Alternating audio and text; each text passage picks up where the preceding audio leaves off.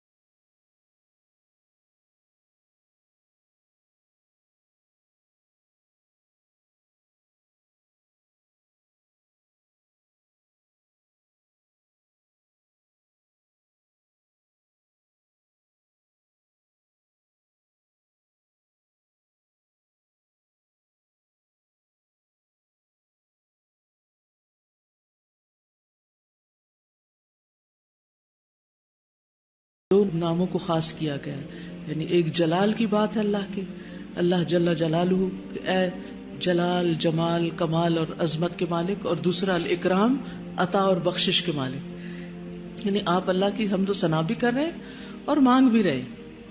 چوتھا، لا حول ولا قوت الا باللہ. نبی صلی اللہ علیہ وسلم نے صحابہ کو اس کی بہت تاکید کی اور فرمایا کہ یہ جنت کے خزانوں میں سے ایک خزانہ ہے، اور آپ اس کو پڑھنا شروع کریں تو آپ عجیب و غریب تبدیلی اپنے اندر پائیں گے. فوضت امری الیک، کہ اللہ تیرے حوالے، تو اس کو درست کر دے. والجأت ظہری الیک، اور میں نے اپنی پشت تیری طرف پناہ کے لیے، یعنی کہ تیرے شیلٹر میں دی.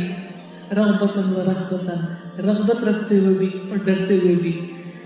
لا ملجا ولا منجا منک الا الیک، کوئی ملجا و ماوا نہیں، کوئی ٹھکانہ نہیں، کوئی شیلٹر نہیں مگر تیرے ہی پاس. آمنت بکتابک الذی انزلت، میں تیری نازل کردہ کتاب پر ایمان لے آیا. ونبیک الذی ارسلت، اور تیرے نبی مرسل کو تسلیم کر لیا.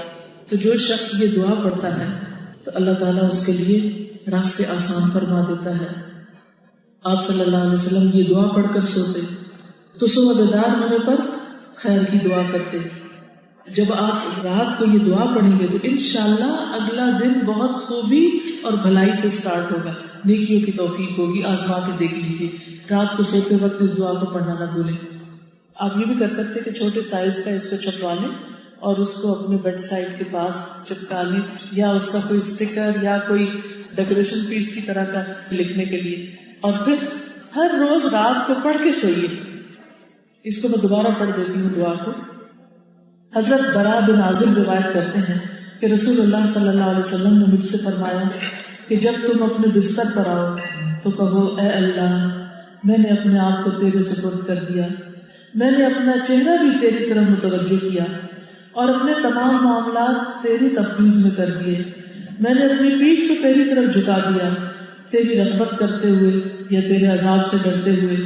تیرے علاوہ کوئی پناہ گاہ نہیں، نہ کوئی نجات گاہ ہے۔ میں تیری نازل کردہ کتاب پر ایمان لے آیا اور تیرے نبی مرسل کو تسلیم کر لیا۔ آپ صلی اللہ علیہ وسلم نے فرمایا اگر اس رات تو فوت ہو جائے تو تیرا فوت ہونا فطرت پر ہوگا، اور اگر صبح کو پا لیا تو بھلائی کو پہنچے گا۔